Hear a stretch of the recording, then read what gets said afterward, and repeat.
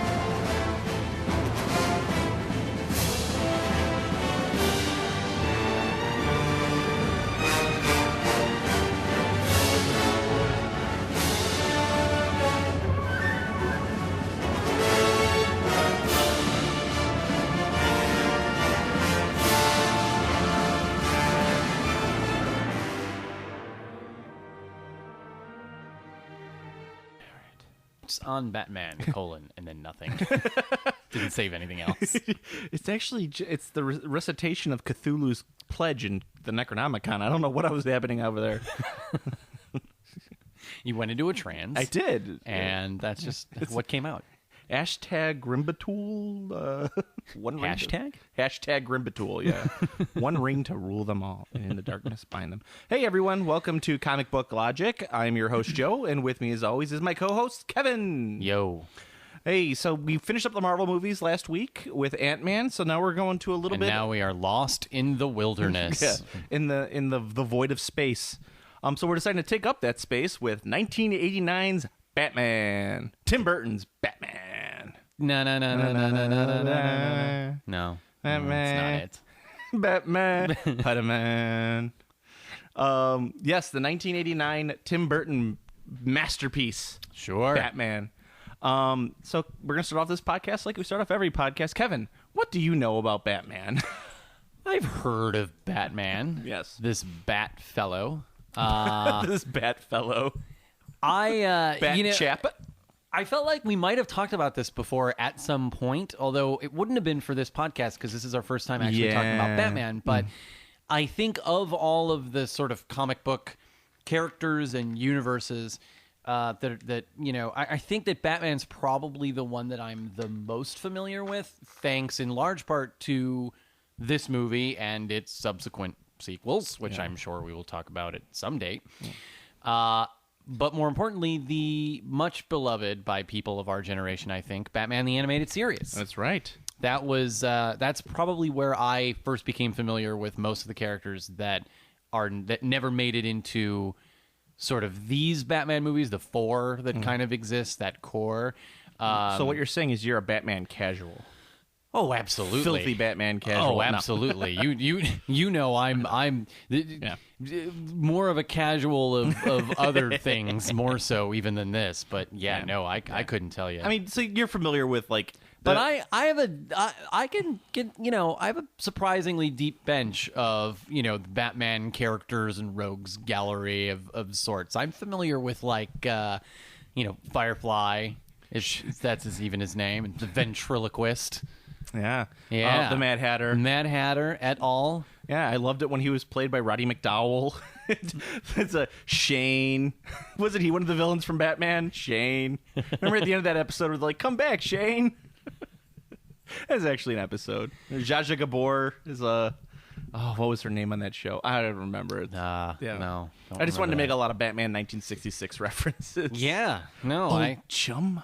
Yeah. Yeah, but you know the basics. The Bat-2C. The Bat-2C. No, you know the basics, like about his whole background. Right. You know. I have seen Bruce Martha and Thomas Wayne die so many times. I get it. I got it down. Yeah, they die in Crime Alley. Crime Alley. Which, ironically, they were killed in Crime Alley. Wayne Death Alley. Wayne Death Alley. Oh, why couldn't we have made a turned down fluffy bunny alley? What's in there? Hobos. They'll still shank you, but they won't kill you. Yeah, and like the Alfred and Gotham City. I'm familiar with Alfred. Yeah. Yep. In taking down the Falcone crime family using the RICO law. And oh wait, that's another movie altogether.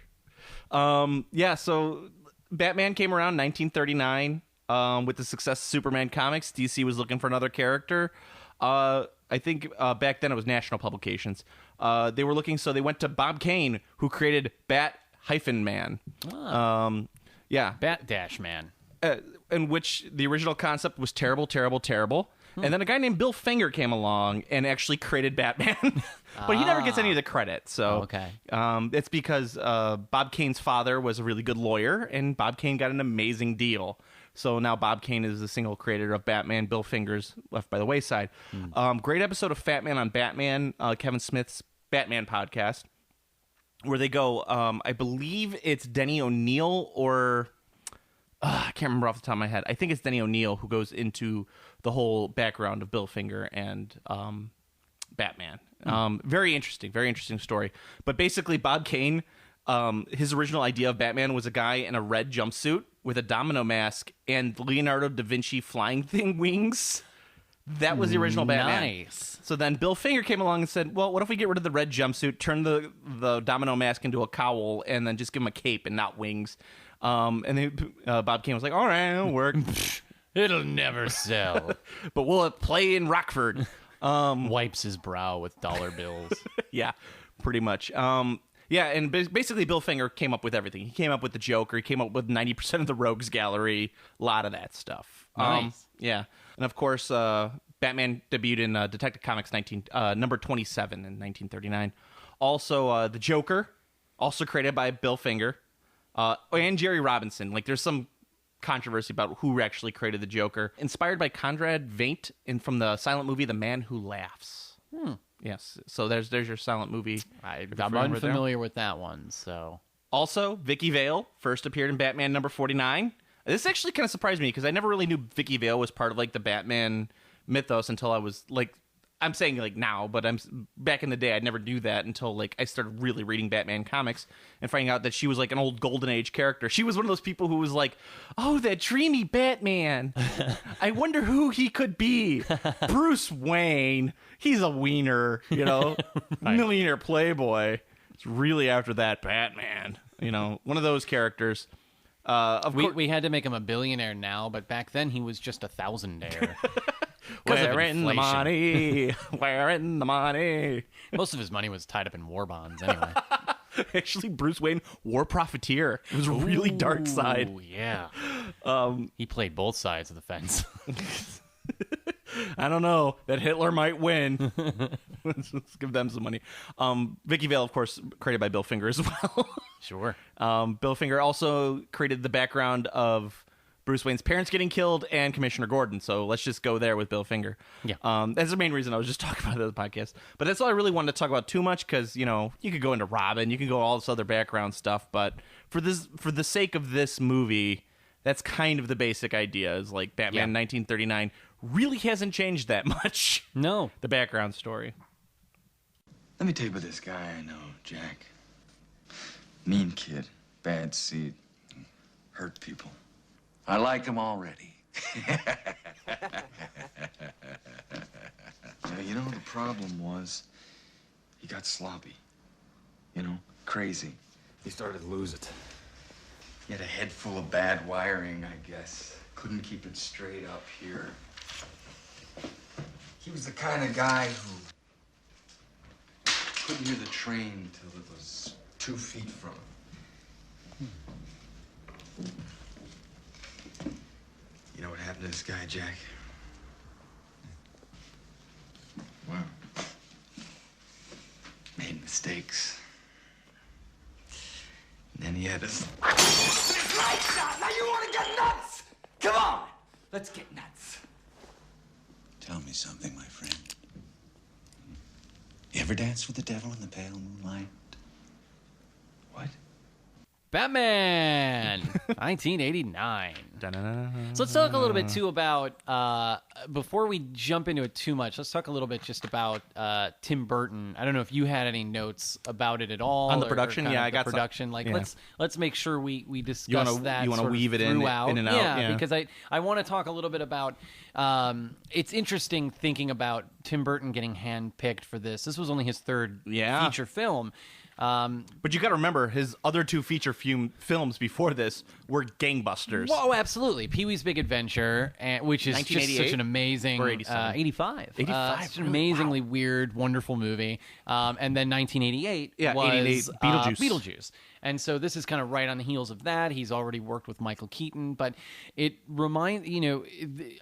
I feel like for a long time this wasn't the case anymore, but we're seeing it again, and we've talked about it on a lot of our previous 12 or 13 episodes, that there's this trend now of taking these acclaimed sort of young up-and-coming directors and then giving them the opportunity to direct this huge blockbuster with this existing property that they're going to try to turn into something or continue something. Well, actually, the funny thing was that Burton was not the original first pick for this movie. There was a couple other directors ahead of him, including David Cronenberg, who I actually mentioned offhand earlier before we started recording. Cronenberg was he looked at to direct it because they wanted to do a dark Batman. Yeah. They wanted to, like, 1966 Batman. No. Sure. We don't want people dressed up as Joker goons going around slapping paint on paintings while Joker's laughing. We don't want that in our movie. Oops. Well, you have to remember that during the 80s, there was two really successful Batman graphic novels. There was Batman The Dark Knight Returns, which was about an older Batman returning to the cowl, done by Frank Miller. Not Mark Miller, he's a newer guy. And there was also Batman The Killing Joke, which was the one where Barbara Gordon, Commissioner Gordon, gets shot and paralyzed. Which I'm kind of familiar with, although I don't know that I've read cover to cover. Yeah. But so those were super successful in terms of, like, prestige books. These were expensive comics. The idea of the graphic novel nowadays where you buy like a $20 graphic novel and you get like, 10 issues collected didn't exist back then. It kind of did, but it was a very niche market. So what they did was they put out these expensive graphic novels, and these had like a cover price of like $10 whole. Ooh. And then people bought them up. And you got to remember that DC was making lots and lots of money on these deals. Yeah. So they're like, there's room for a dark Batman. Let's get a dark Batman out there. So they were looking for someone, and even someone like Spielberg was looked at to direct this movie. And Spielberg was interested, and I think I might go into that a little bit later, because Spielberg actually put out his fantasy cast for Batman, and I think I want to talk about Spielberg's fantasy cast. Nice. Yeah, because it's something that we talk about on the podcast. But yeah, Burton was not the original director. However, Warner Brothers had the property, and they were very excited about what he had done with Beetlejuice and Pee-wee's Big Adventure. They thought that he would be the perfect director for it, so they brought him on board. That's so different. No, yeah. I don't know so where I was going with that. That's something that we see now, and I think it was a fantastic choice. I mean, I think Burton has a really distinct vision here. Oh, absolutely. And well, Anton Furst has a distinct vision. Tim Burton just went along for the ride on that one. Oh, fair enough. But I mean, I think there's a lot of what we'll see sort of in later Tim Burton as well. I think the sparing and interesting but noticeable use of animation, which is something that I hadn't seen this movie. Probably, I feel like I've seen it at some point within the last 10 years. I think it was one of those where it happened to be streaming, which it's streaming on Netflix right now, and we were able to catch up with it pretty easily because I don't own this movie, but years ago I must have put it on. I probably put that and then the sequel, Batman Returns, also by Burton, of course. I must have watched that at some point in the last decade, but watching it really closely and seeing, the first time we see Batman as Batman, it's that overhead shot. And it's an animated. It's animated, right. I mean, he might be there and he turns around, but then the cape and the shadow is the cartoon. And then the gas coming out of the giant balloon later in the movie is also animated.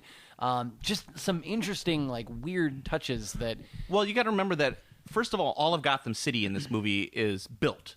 It's not it's a filmed set anywhere. with enormous matte paintings. Yeah.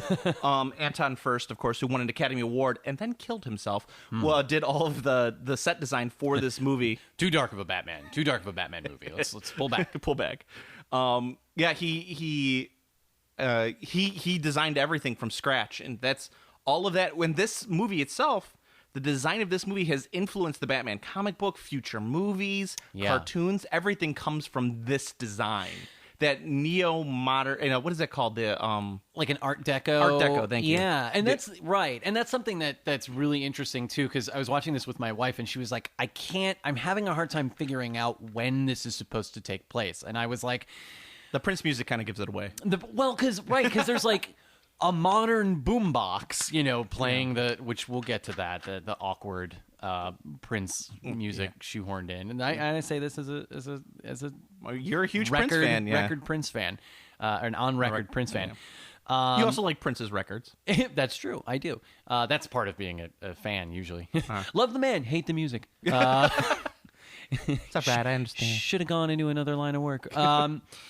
They have phones, and then Batman's sitting there looking at like these giant computer screens and stuff. I mean, it's clearly today, but all of the buildings are clearly this Art Deco New York in the 30s with the big towers and the searchlights. Well, originally Batman the cars were old from different decades. Randomly, the guns are all old timey. Everyone's in goofy big suits. Alcohol's prohibited. Originally Batman was from New York, but of course later on they split it to Gotham City. Bill Finger, thank you. That's the feel that they were going that he was going for that Anton Furst was going for in this movie was something that was out of 1930s. He was harkening back to Batman's origins while at the same time making him out. The first scene of the movie is actually pretty interesting because it's a tourist family lost in Gotham City. But when you first see it, you see a man, a woman, and a little kid. And it completely mirrors Batman's origin. Sure, right. So you feel when you're watching the movie that until you see the guy with a boombox playing Prince music at the beginning of the movie, you're like, oh, are they telling Batman's origin? Right now, and that's what I kind of thought, because like I said, it had been a while since I saw it, and I remember that beginning opening scene. Me too. I didn't remember it at all. Like, wow, okay, I guess we see it here. All right, fair enough. Get it out of the way. Yeah. But then we don't really see it until very late in the movie, which is interesting. Yeah, which I thought was in rewatching this movie, I thought that was fantastic. Like I was like, and it was quick. This is not a Batman origin movie at all. This is just like he's been Batman for a while. Robert Wurr is trying to find Robert Wull's walking around. Is there a giant bat? What's going on? Will you go on record saying there's a giant bat in the city? Will you go on record saying that you're the poor man's Albert Brooks? Damn it. Oh. I like Robert Wull. You sure? Arliss. Good old Arliss.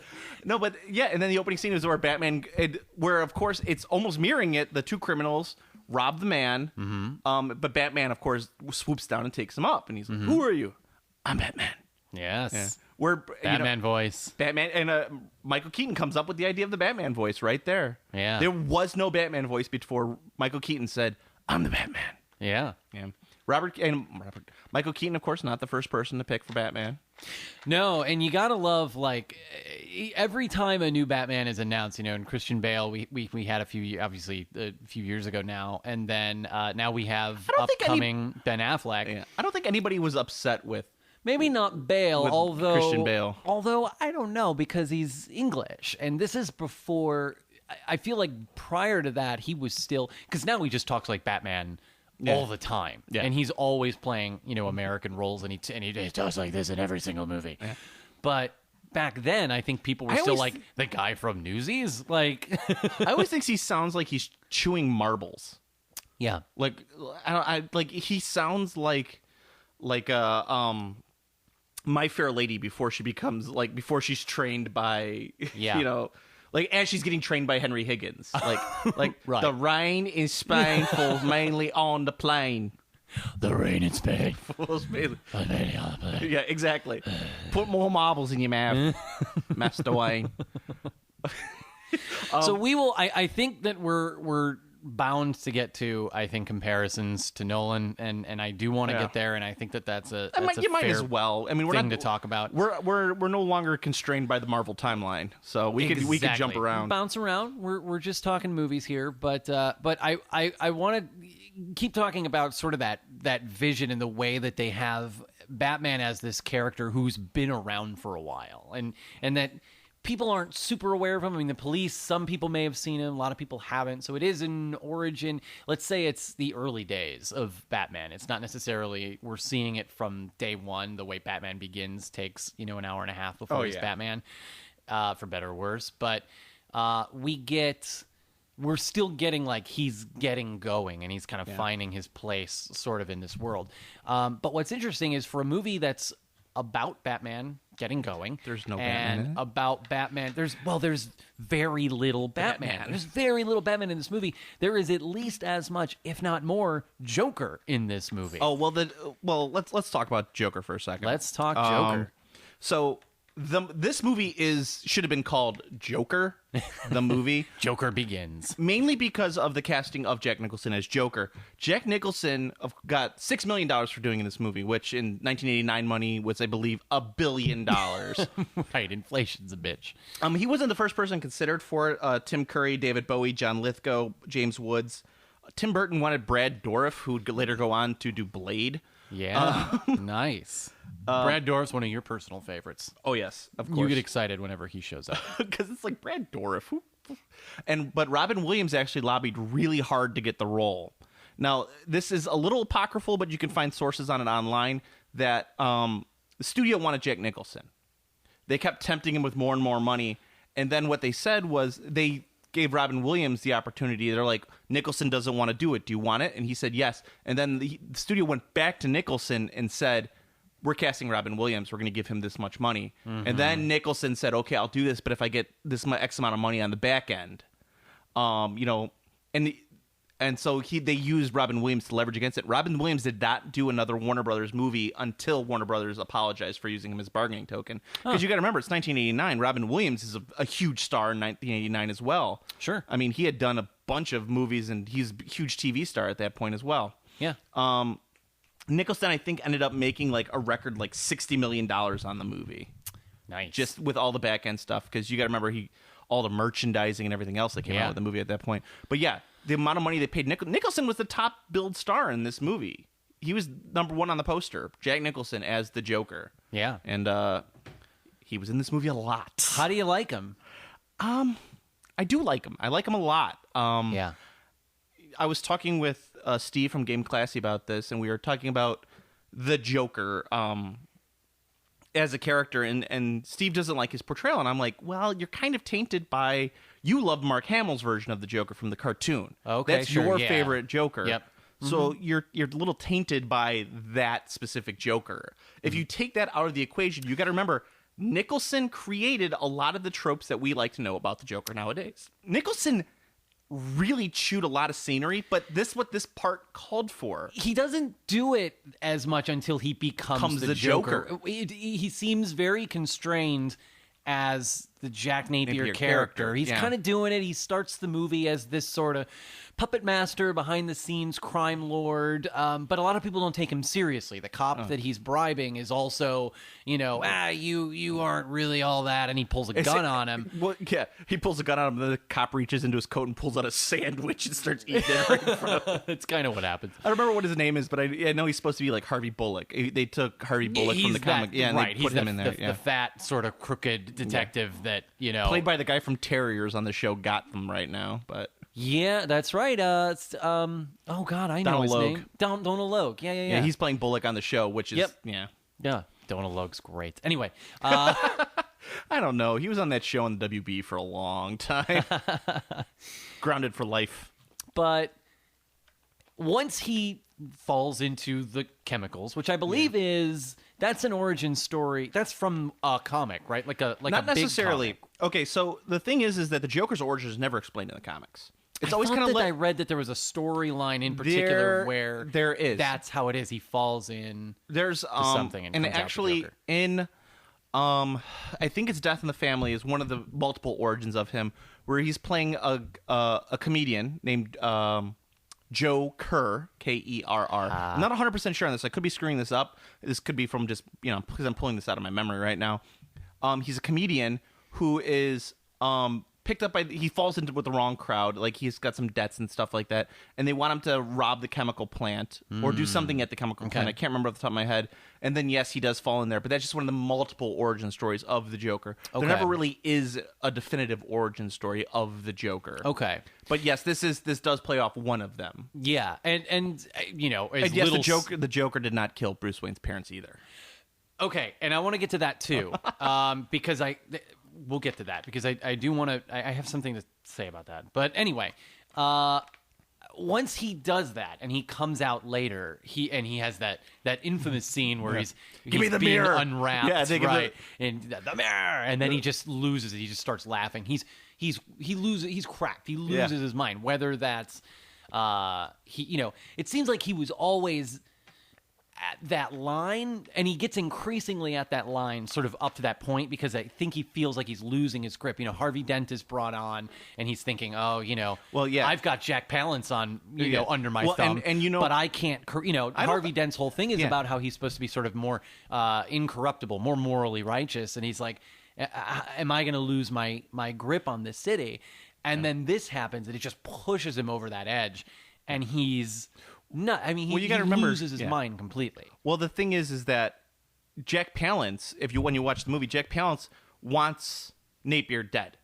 Right, he's the one who sets him up. He sets him up to die at the chemical plant, and or at least get arrested. And I think Napier knows that. Joker knows that he figures it out when he gets in there and he realizes that the safe is empty, and he says, "We've been set up," and then the cops show up. I think even before then, because he's like, Jack, my boy, I want you to go to Access Chemical and take care of this for me.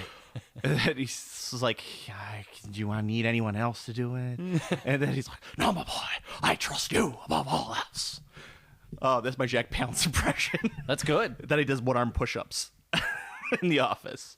And that's Jack Palance in this movie, man. Jack Palance was deaf at this point in 1989. You know, I heard about that. I read that anecdote where Tim Burton tells a story where he's trying to get Jack out on set. He's calling action or something like that, and Jack Palance can't hear him. And he comes in. He's like, "Hey, where were you? You missed your cue." And he's like, "I'm deaf. I'm deaf. What have you been in this business for a couple of years? You know?" He's like, "I don't. And it's Burton has been like, "Yeah, that was a big moment for me." That was a humbling moment. Learning I need to defer, to which I think helps a lot too. Yeah. Like if he's this younger director, and I think there's all these old hands on set like Jack Nicholson and Jack Palance, the Jacks as we call them. And you got to remember this is 1989, so there's a lot of old Hollywood probably still like probably all the camera operators were like, I worked on Cleopatra.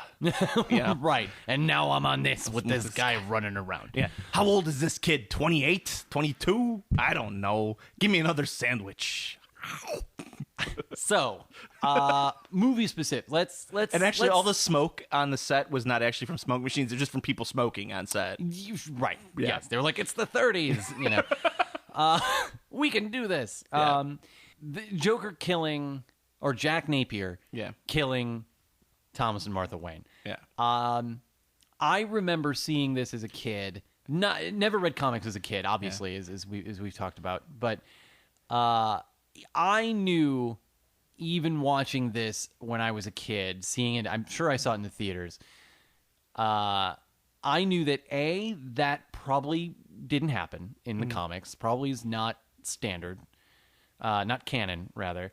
And B, I thought it was stupid. I get it, and I think Tim Burton kind of revels in the fact that he can kind of make this parallel where Batman, quote unquote, creates Joker, but the Joker creates Batman. Yeah.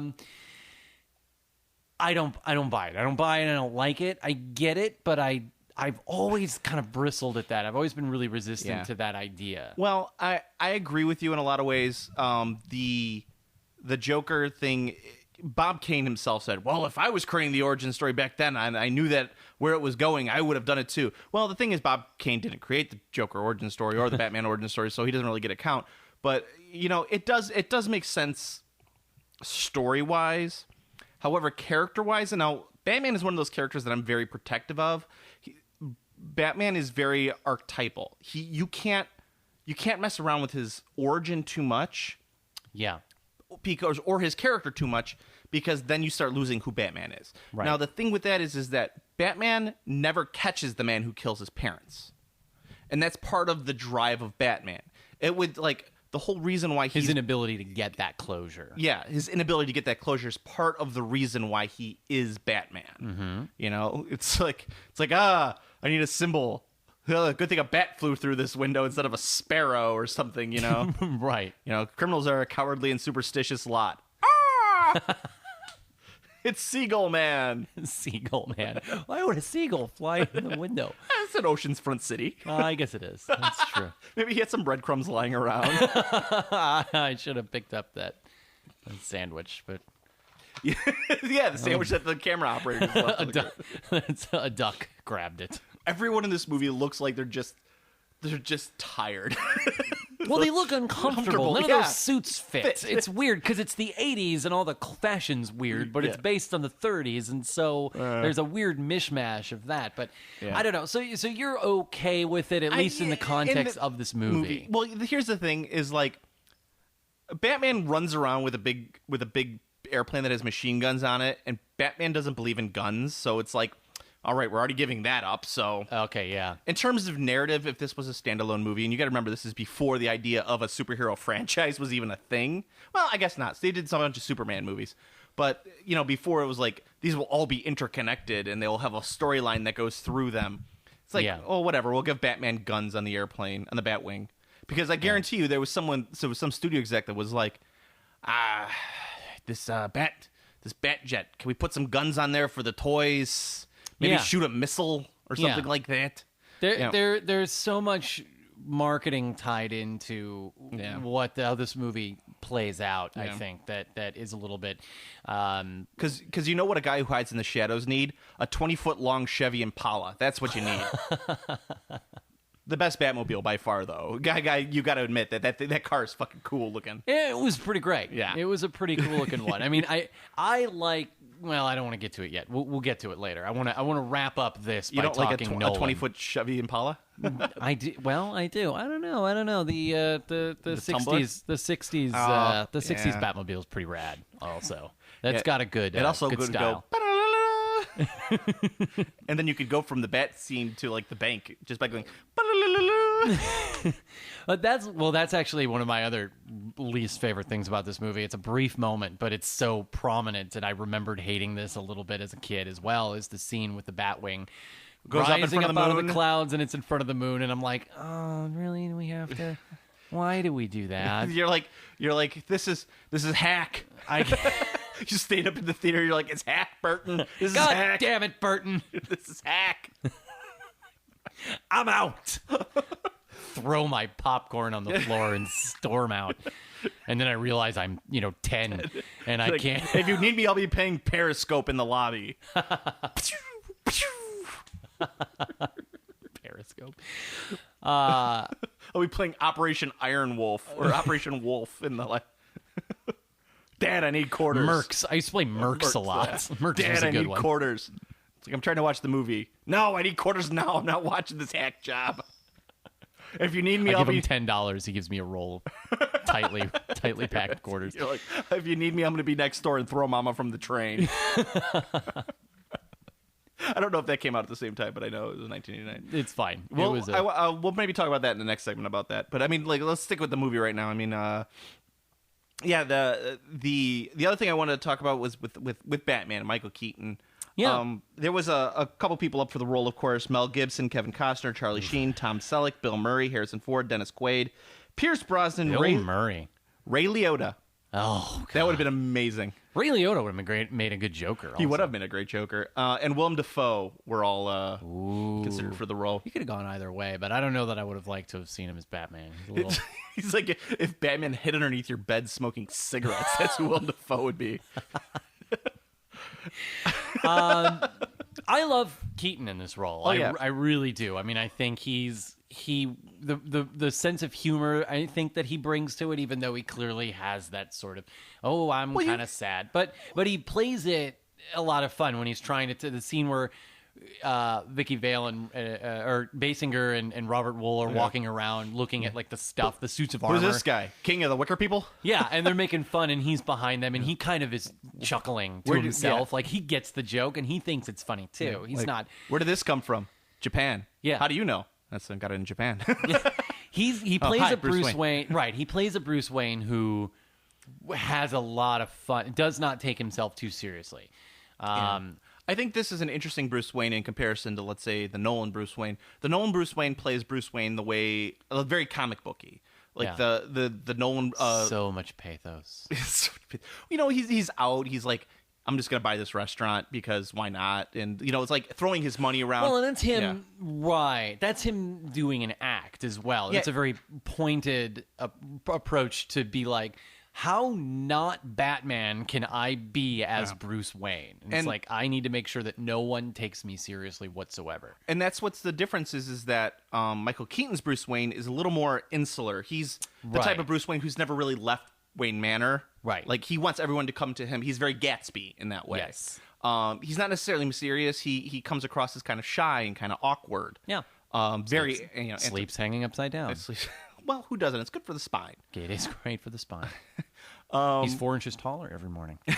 Well, and shrinks over the course of the day. Michael Keaton as needs do we that. all. Yeah, Michael Keaton needs that because he's like 3'8".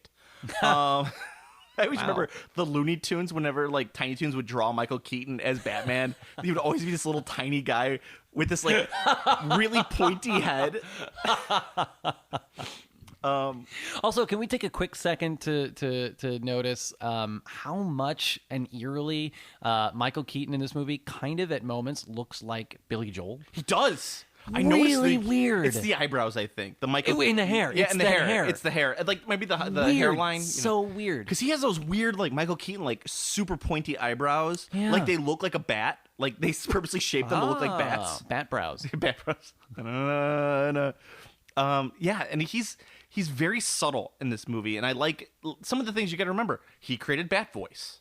He created well, I mean, he didn't really create it, but I mean the fact of like the Batman fighting style where he keeps perfectly straight and just moves his arms. Yeah, because he can't move in that damn suit. Yeah, he can't move his head.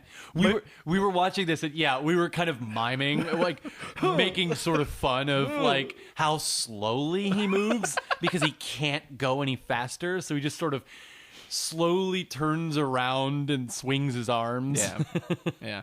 I mean, it's so great. Just like the way he moves as Batman, it really kind of defines Batman for a lot of things because Batman has to be slow because of that suit. I mean, the cowl literally makes it so he can't move. He can't hear anything in that suit. Yeah, Michael Keaton could not hear a thing in that suit, and it's all rubber. Batman, why are you yelling? What? I'm deaf. I'm a bat. Bats have really good hearing. They can't see. Oh. Whatever. Actually, with the suit, Sylvester Stallone went on record saying, the bat suit, Batman's the reason why action hero movies never took off in the 90s because no one needed real muscle. They could just get plastic on there instead. Oh. Yeah. You don't need real muscle. You can just get plastic muscle. Sure. Yeah. What do you think of his relationship with Vicky Vale in the movie? No, it was interesting. I mean, I was okay with it for the most part because if you're going to have this love interest and then she ends up, we end up getting this interesting sort of triangle because then the Joker gets kind of obsessed with her. Well, it's actually like a square because Robert Wool is interested in her as well. That's true. It's a love cube. It's a love square, baby, love square. Bang bang. No, I think she's fine. This is, I mean, late 80s, going to the Basinger. This is Basinger. She was in every movie. It was like a given. You had to just announce when your movie didn't have Kim Basinger in it. And that was just easier. Well, let's talk about that really quick. Do you want to go see? It's like, what do you want to see tonight, honey? The one of the 18 Kim Basinger movies, or that one that doesn't have Kim Basinger? I believe it's from. Well, she used all the money. I believe it's from Hungary. Actually, she was originally designed and cast as Vicky Vale. The original casting of Vicky. Do you know this? No, I don't. You don't know this. This is a pretty famous Hollywood story. Sean Young was originally cast as Vicky Vale, but she was in a movie. Let's see if I have the movie down here. Maybe I do know that. I should have it. Oh, here we go. She was broke her collarbone while filming a horse riding scene, It's a horse picture. with and so she got kicked out of the movie and they cast Vicky Vale instead. Well, because Sean Young couldn't move because she'd have to wear the Batman mask to keep her neck straight. Right. But the funny thing was that because she didn't get the movie, she was super pissed off. So she wanted to be in Batman Returns, not Batman Returns. Batman Returns with as Catwoman. And reportedly, she kicked in the door to Tim Burton's office dressed as Catwoman, and Tim Burton hid underneath his desk until she was escorted out by security. And I could see that completely. Like I could see like Tim Burton, but in '90s Tim Burton with like the Egon hair and like sticking out from behind the desk. Like don't hurt me. It Yeah, sounds like that, but but yeah, Vicky Vale, and I find like the love story between her and Bruce Wayne to be the most forced thing I've ever seen in my life. It's a little forced, it's a little awkward, but some of that I get is how awkward Bruce Wayne is. I mean, he's so interesting to watch, especially when he goes full on crazy Michael Keaton. Oh, that's the when best. He smashes the You thing. want to get nuts? Let's Come on! get nuts. Come on! Yeah, that's a very, very strange. What do you think? Yeah. Do you think I'm qualified? You think I'm qualified To be Batman? That scene is so weird, so out of place. Yeah. I mean, like, you know why he does it, but you don't really know why he does it. Well, I mean, he's gotta match him, I guess. Crazy for crazy. And the thing is that Joker's just kind of like, well, he just pulls his gun out and he says a weird thing. You ever dance with Do you the ever devil? dance with the devil by the pale moonlight? And then Bruce Wayne goes, "What?" It's sort of my favorite thing.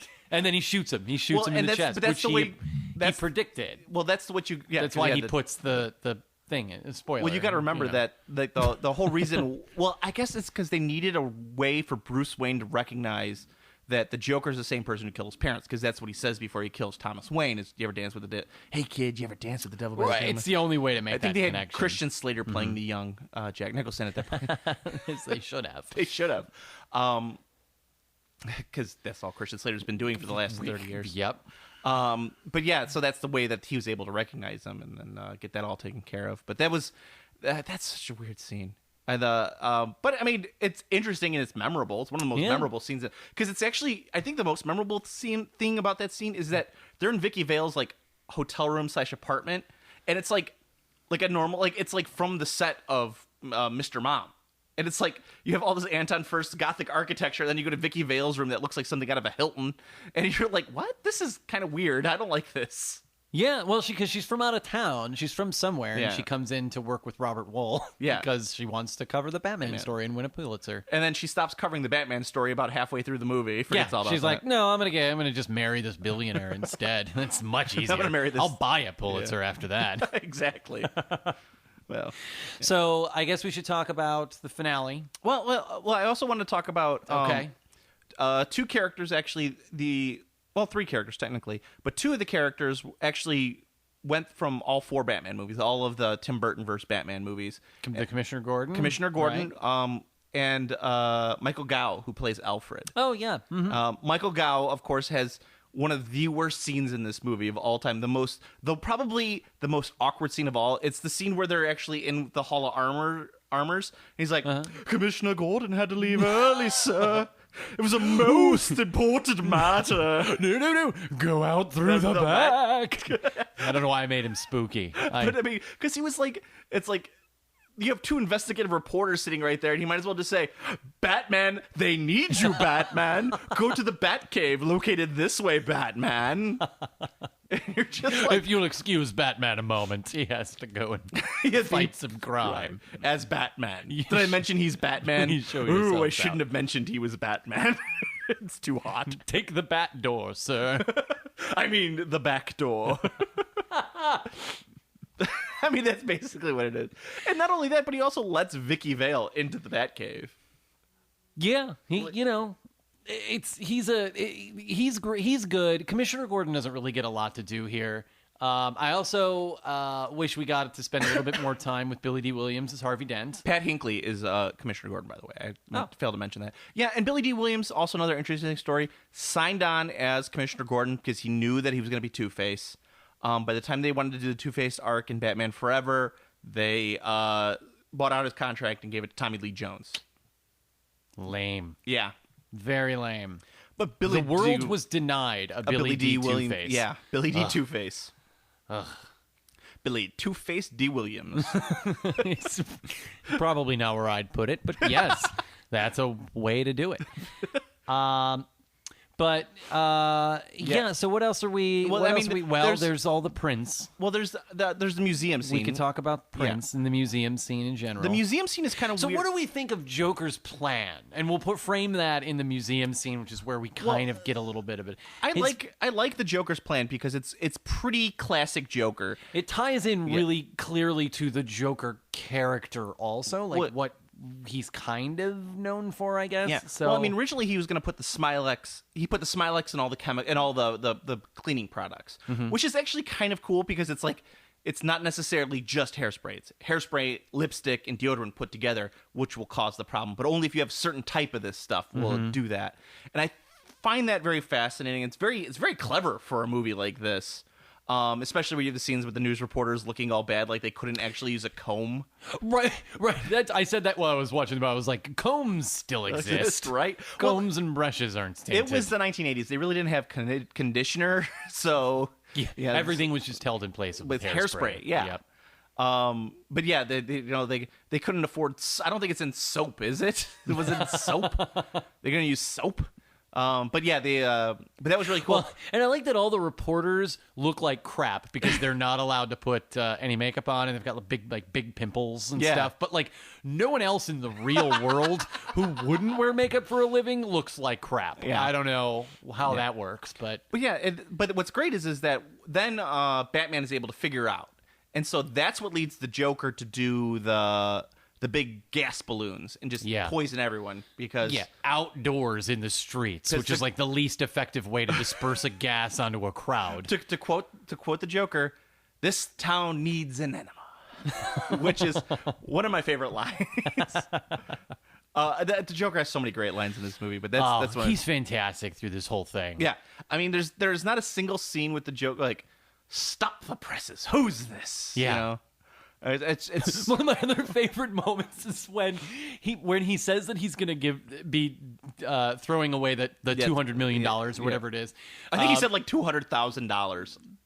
Yeah, It's whatever 89 it was. money, so whatever it was, you could buy a house for that. They show that scene because Commissioner Gordon's giving a press conference on like the steps of the police station, I'm guessing, and there's the 4 monitors. Yeah. And then Joker shows up on 2 of them. Yeah. And when he interrupts, all of the characters giving the press conference literally look to the right as the other monitors as if he's over there.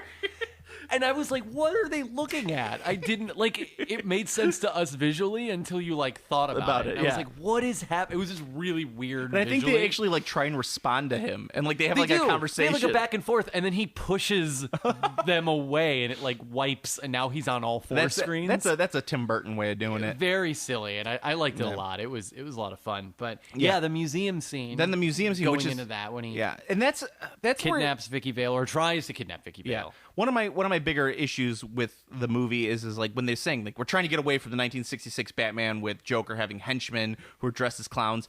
Well, guess what? You have a bunch of guys wearing SWAT jackets that have big Joker emblems on it. Like he just decided that, you know what, my face on a patch would look fantastic. Yeah, and he's got Joker hats and Joker jackets on, and like they were like love that Joker. Like they were Hard Rock Cafe jackets of the 1980s. Right.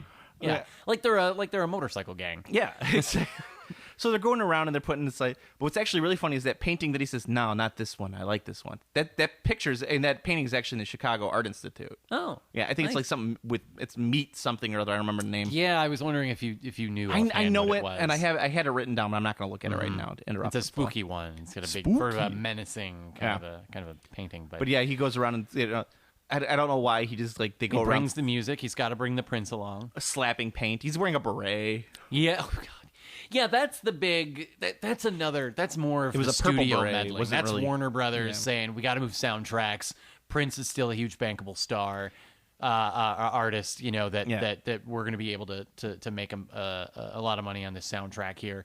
Well, and they released 2 separate soundtracks: the Prince soundtrack and the score by Danny Elfman. That's true. And, it was successful. Bat Dance. Have you ever sat and watched the Bat Dance video? Bizarre. It's like 20 minutes long. He's the half Batman, half Joker costume. He keeps looking at the camera. I kind of like that, though. Oh, it's great. Yeah. No, it's really great, but it's really, really weird. Yeah.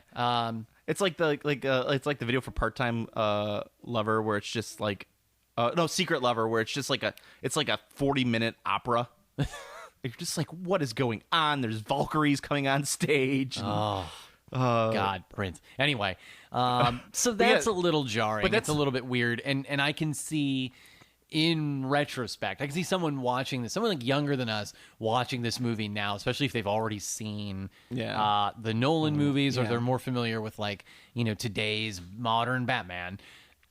Which today's modern Batman. It sounds like I'm introing it to TV show. Today's modern Batman enjoys the active lifestyle. These kicky shorts are sure to be a hit at the beach this summer. But that does have a great scene of when Vicky Vale's trying to escape and Batman's helping her escape, and they have the grappling guns. Like, how much do you weigh? Like 102? She says 108. 108? Yeah, and he's like, you weigh way more than 108, by the way.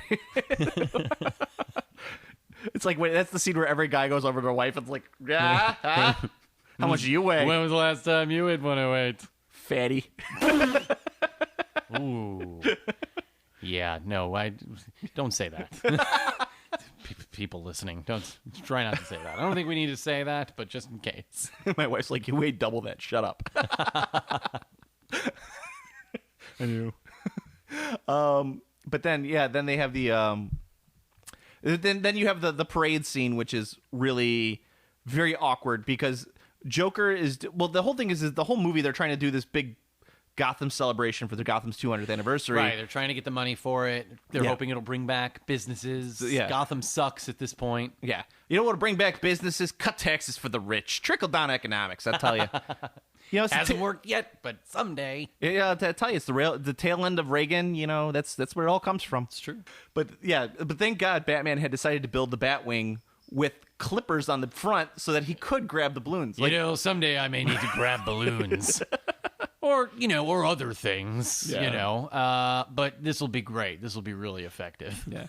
I also like in that scene where Robert Wool's walking around with a baseball bat hitting the guys trying to get him off the balloon. Uh-oh. It's going crazy out here. Better get my bat. Yeah. Which See, funny... Robert Wool, he was the real Batman. See? He hit people with bats. It's also kind of funny because that exact scene is replayed in Batman Begins, except with the Scarecrow's neurotoxin. Yeah? But it's just the same thing with people blowing it out in the streets and everyone's going crazy. It's like all you needed was just giant balloons in the base and going through the parade. But yeah, so they do that whole thing, and Joker pulls out the long gun, which is really funny, and then he shoots down a plane with it. He shoots down, yeah. That was a hastily built bat plane. I mean... Batman may be able to soup up a car and make himself a cool suit and have some grappling hooks and stuff, but for some reason his, aeronautical engineering skills can't handle a pistol. Subpar. Yeah. Subpar. Yeah.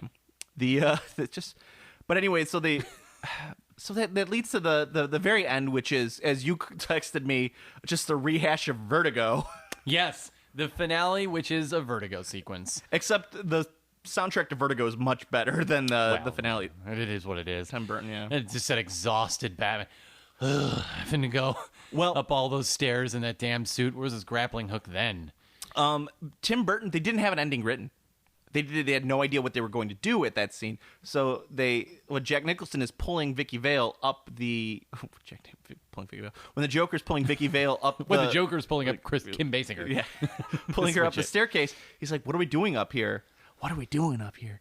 And Tim Burton couldn't tell him. He says, well, we'll tell you when we get up there. He didn't know what they were going to do. They improvised almost that entire final scene, including the dancing and all of that fun stuff. Yeah. And then eventually they have the whole thing with the helicopter and falling off. And then Mount Rushmore and... little different movie there. Yeah.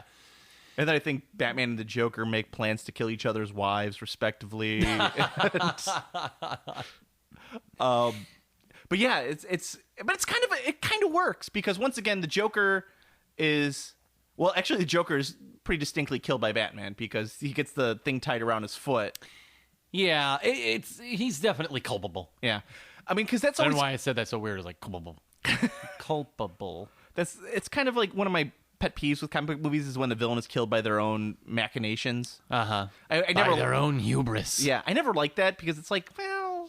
And it's like part of the thing. That's part of the reason. Then what did they... The hero didn't even have to do anything. This anything. would Yeah. have blown up in his face anyway. Exactly. Yeah, and then the movie ends with the whole thing of them falling. And he shoots the grappling hook up, and they save each other. Recall on that one. I like it. It's actually a pretty decent ending. And the Joker's lying, but there's a very King Kong shot with the Joker lying on the ground. Yep. Yeah, there's like a straight up call back to King Kong. Well, sure, and I mean, right. Twas beauty that killed the Joker.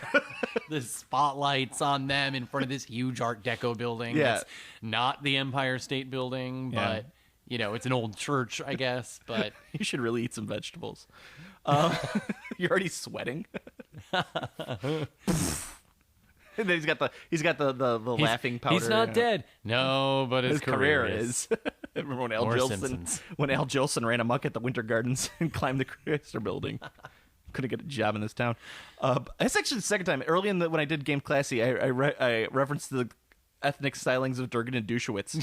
There you go. Ethnic comedy of Durgan and Dushowitz. But yeah, he's on the ground. They got the laughing powder. They check in the coat. And The laughter, that creepy, repetitive laughter. And it's great. It's really, really cool. And it's a great ending, and he's got the smile, obviously still plastered on his face, and he just, he died as he lived. Off of bell tower. Looking like that. Falling off a bell tower. Falling off of bell towers. The funny thing is that if you look at that scene where with the Joker lying there, and it's playing that Danny Elfman music, it's like, I think there's like church bells, like boom, boom. Yeah. Every movie that Danny Elfman does a score for from then on has a scene that's like It that. sounded so familiar, and I was like, is this a reference to something? And it's like, no, it's just that he's done it in Danny every Elfman, movie since. It was actually on Oingo Boingo's second album.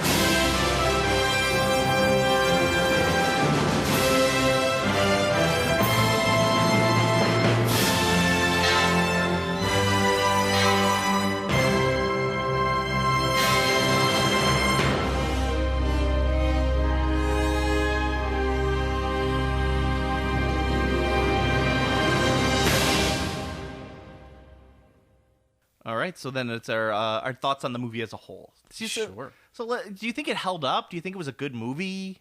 Absolutely. I still really liked it, and I think it helps. And I mentioned this earlier. I would be curious to hear how people who maybe were born in the 90s or even later, if I could get through talking to those people, what they would think of a movie like this. Have they seen it? What do they think about it? I don't worry about it necessarily being tainted by either its sequels, which I still like. I'm sure one of these days we'll talk about Batman Returns, but Batman and Robin, Batman Forever, and Batman and Robin. And then, before we say too much more, let's do it. Let's get into the inevitable. Let's talk Nolan. We haven't Yeah. gotten to those movies yet either. We've got a crap load of Batman movies to talk about in this podcast. But what do you like about... How do you think this... Is it fair to even talk about it? I mean... Well, okay, so yes, it is. Because I was just telling you this, that I watched it yesterday before we recorded, again, in the afternoon. And then at night, actually, The Dark Knight was on, so I watched that. Batman, 1989 Batman, is a better comic book movie. It feels more like a comic book.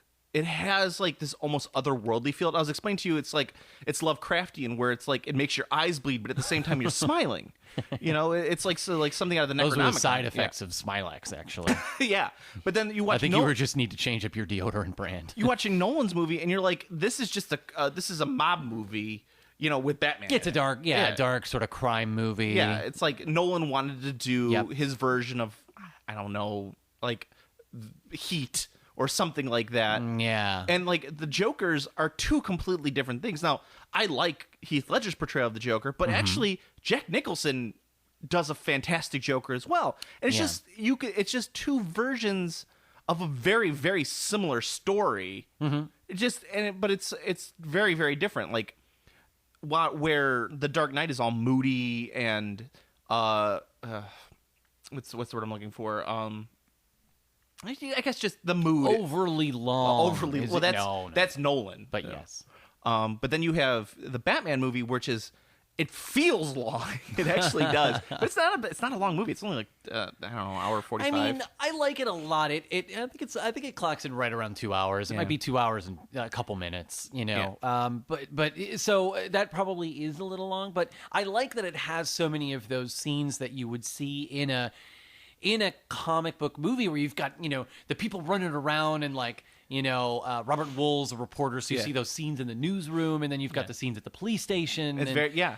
There's so many things where this is a world, but it's a comic book world. Yeah. Everything is a little bit heightened. Yeah. And the fact that, you know, there are everything is a set and everything, we're on this backlot somewhere, it gives it a very old Hollywood look and feel to it. I think that's a good example. It feels like a movie, like a Hollywood studio movie that would have been made in the 1940s. Yeah. Right. There's this is like Howard Hawks' Batman, you know, a little bit of that. It's like his girl Vicky Vale. Yeah, like Errol Flynn is like Flynn is Batman. Yeah, Batman the gay blade. You know, like right. You know, exactly. And you're like, oh, well, I guess okay, yeah. But it does have that feel to it, and I think one of the things that's really weird about it. That's fine. One of the things that's really weird about it is it's Tim Burton is a very, very freshman director on this movie. Yes, he did Pee-wee's Big Adventure and he did Beetlejuice, but both of those movies are very very genre different. Like Pee-wee's Big Adventure is like a weird fantasy movie. Yeah. That benefits from having long shots that can focus on the weirdness. Beetlejuice is another one of those but it's supposed to be like a horror comedy. Like a spooky comedy. Yeah. But you could have like these weird angular shots. Yep. And like, what are those called? Where they turn the Dutch angles and stuff like that. Right. It's very like German impressionistic. Yeah. But then you get the Batman, and Batman could have benefited from maybe some tighter shots and maybe not seeing Batman lumber across the screen. Yeah. I mean, it does benefit, I think, having the built sets, being able to do longer tracking shots, like the museum shots and things like that. But at the same time, it's like some of this could have been a little darker, so we don't actually see how bad some of this stuff looks. Yeah. I feel that has like a little bit of the pacing that adds to the slowness of it. I still like it a lot. It is dated. It's like the 78 Superman dated. Yeah, I agree with that. I think it's a product of its time, and I think. And it's not a product of its time; it's a product of its director. Well, because there was other action movies coming out in '89 and '90 that look completely different. Batman looks like something out of its own world. Well, the one that jumps to my mind when we talk about action movies of the late '80s, in terms of being, you know, monumentally having a huge influential, is a movie like Die Hard, from 1988, where you take it's a big movie in the sense of like there's a lot of big action sequences, big set pieces, big moments and big explosions, but it's Yeah. that's the whole point is Bruce Willis as this everyman who's thrust into this action movie. And Bruce Wayne is certainly not an everyman. No. He does not respond to his life the way any man would. It's always been a very specific, unique, heightened, crazy story. Yeah. But I do think that there's something about it that makes it. I'm not saying that Batman's influenced by Die Hard, but I'm saying those two movies, in a way, are interesting sides of a similar coin of the late '80s, where we're kind of getting, we mentioned the Reagan '80s a little bit, where everything was flashy and chrome and a little bit crazy, and everyone made of was cocaine. on cocaine, Yeah. mountains of cocaine. And so as we're trying to get a little bit darker and we're moving into the 90s and people are like, oh, they're getting exhausted and we've got Bush now. And it's just... The band and the president. I don't know if we have the band yet, but we certainly have the first president. I wanted to make a grunge joke, and when I heard know. you say Bush, I immediately went to the band Bush in my head. And that's why to explain my joke. I think that there's neither of those movies are particularly gritty. Die Hard's a little gritty. It's mostly sweaty, but it's really it's sweaty. a little gritty. I always look at Lethal Weapon as like a hallmark of 80s action movies. I think so. Yeah, absolutely. With like everyone's got feathered hair. So I guess that's what I mean when I say that it's of its time, because those were the kinds of movies that the studios were doing. Yeah. But at the same time, it stands out because it's weirdly set in some version of 1989 that's also still 1940. Well, I mean... it's like we have computers and Model Ts. Well, I mean, for some reason. Oh, the painting was Figure with Meat. By Francis Bacon, 1954. By the way, Very nice. I pulled it up because I wanted to talk about Francis Bacon. That this movie, I wanted 1989, probably the greatest year for movies in my lifetime. Oh. You got to remember that 1989 not only had Batman, it also had Indiana Jones and the Last Crusade, Honey, I Shrunk the Kids, UHF, Ghostbusters 2, Lethal Weapon 2. And I know I'm missing a couple more out of it, but it was a fantastic summer for movies. Batman was actually the highest-grossing North American movie that year. Indiana Jones and the Last Crusade actually beat it out in international markets. But the movie itself grossed a whopping $43.6 million in its opening weekend. You're forgetting, I think, the single most important cinematic achievement of 1989. What? A little film called Roadhouse. Roadhouse. Left boot. Remember the guy's got the knife in the boot? Yeah. Tells him. But yeah, it ended up grossed $251.2 million in North America and $160 million internationally. That was huge. I remember the Batman stunt show at Six Flags Great America up in Gurnee Mills, or Gurnee. Gurnee Mills was the mall in Gurnee. Yeah. Illinois. And I remember watching that, and it's super goofy. It was super goofy. I'm sure they don't still have it. $310 million international and total. It made $750 million in merchandising alone that summer. It made twice as much merchandising wise, and there was no Batman action figures when that movie came out. No Batman toys. There was 3 toys that eventually came out for the Batman movie. It was Batman, it was Bob the Goon, and it was the Joker. And then you had the Batmobile. That was all that was released. And Batman himself was just a re-release of the Superpowers Batman action figure, along with the Joker was just a re-release of the Superpowers Joker. The only figure that the original sculpt they had was Bob the Goon. Oh, poor Bob, who shot midway through the movie. Yeah, Bob, it's gun. too bad. Yeah, I love that scene. It's too bad. But yeah, it was. But everything. A lot of those merchandising dollars came from Batman cereal. A lot of it came from the Batman bike caps, where you'd have the front of your head that you'd flip up, and it'd have the Batman symbol on it. Remember those? Remember how dumb people were back then? Batman slap bracelets. Batman slap bracelets. Batman pogs. 1989 might have been a little too early for slap bracelets. I'm not gonna go. I'm not gonna stand behind whether or not that's accurate. But the Batman window decal of Batman flying through your window. So it was like his front half would be outside the car window, and the back half would be inside the car window. It would have like a little sticker that showed like the broken glass. Yeah. That's the type of crap we spent our money on in the 1980s. Sure. And we loved it. We had a lot of it because of trickle down economics. Oh my God, Batman.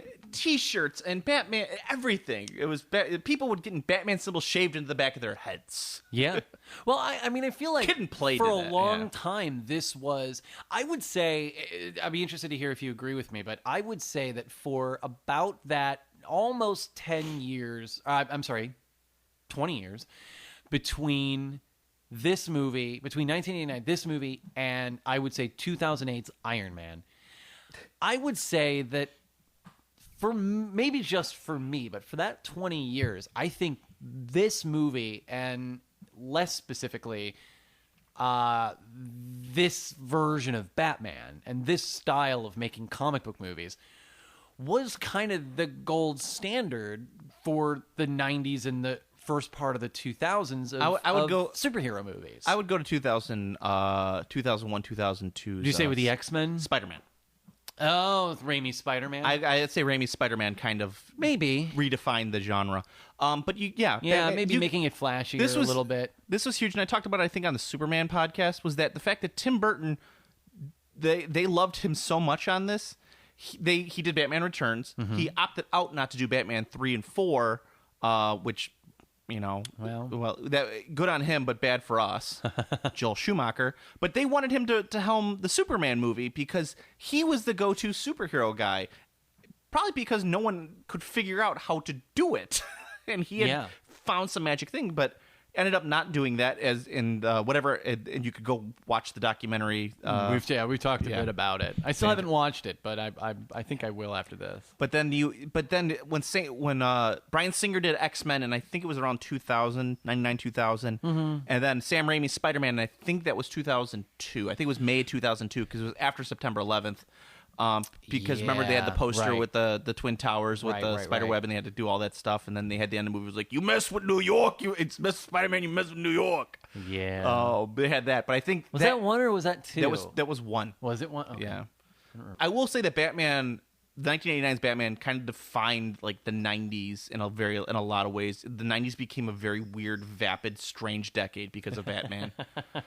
It was sad to see it get corrupted sort of over time by making it so much more about the merchandising and by whatever the fourth happened to movie. the pure Batman.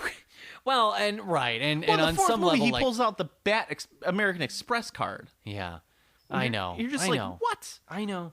Why does And it's- Batman? How did he apply for that card? How did he get that? It was the late 90s.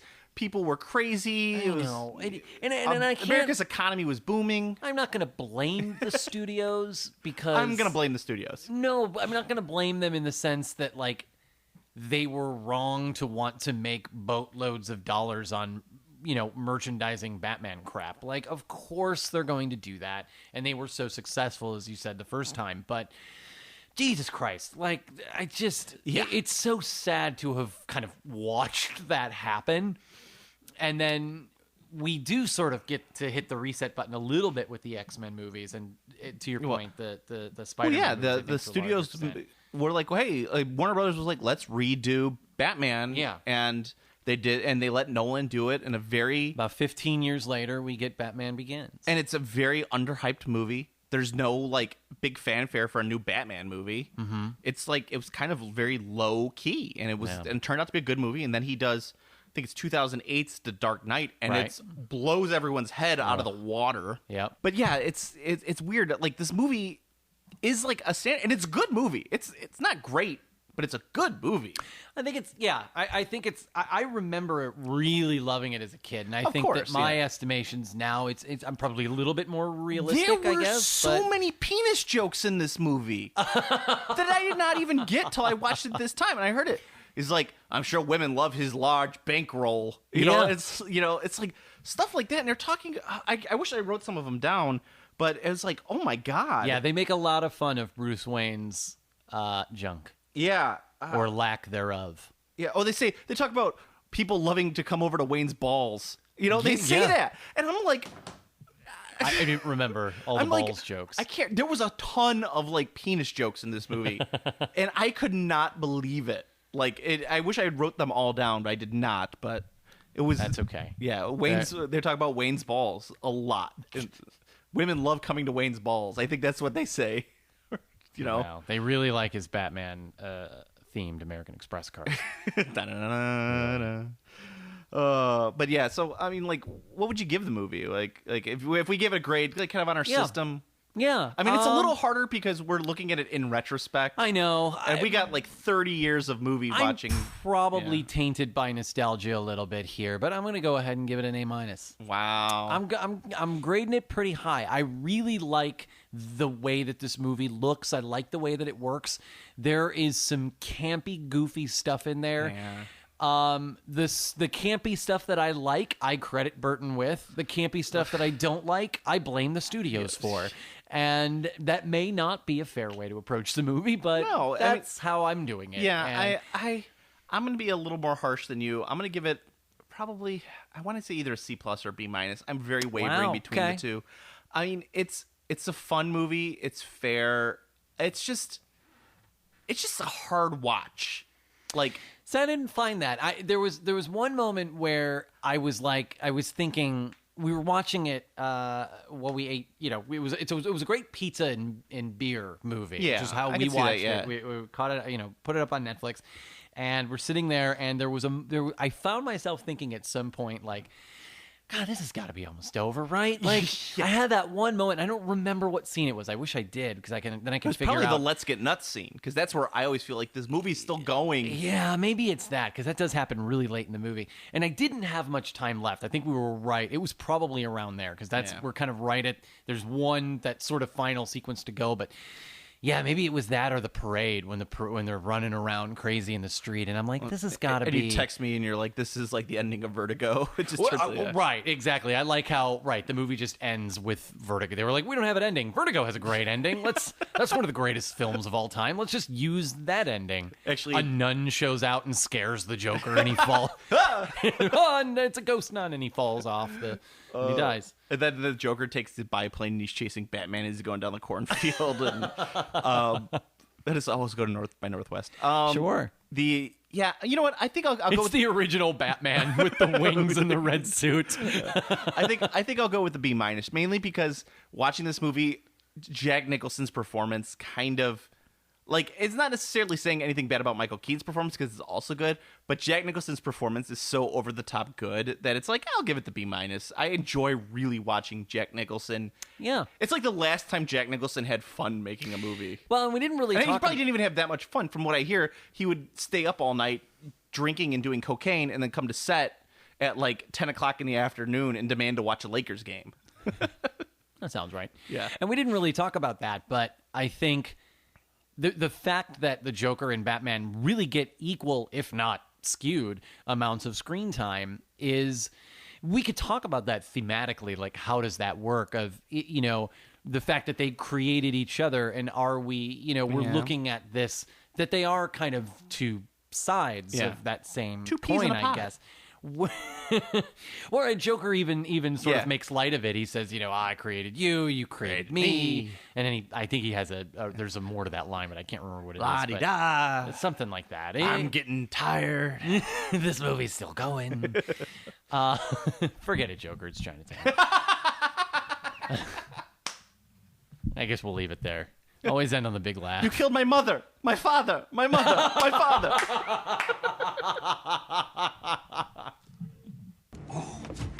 You killed my parents. What? Huh. What are you talking about? I made you. You made me first.